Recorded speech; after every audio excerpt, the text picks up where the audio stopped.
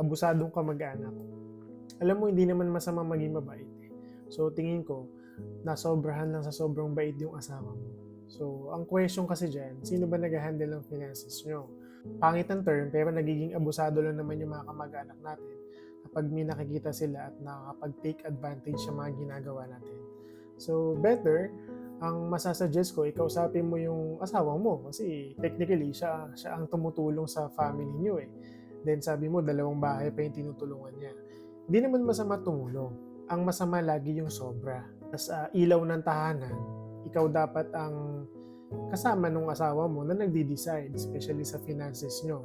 Lalo ngayon, mga anak ka pa. So, dapat ang priority nyo na mag-asawa, ikaw mismo, yung magiging gastos nyo sa ospital.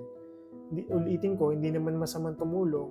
Ang point lang dyan, sana alam nung husband mo yung limitations niya sa pagtulong.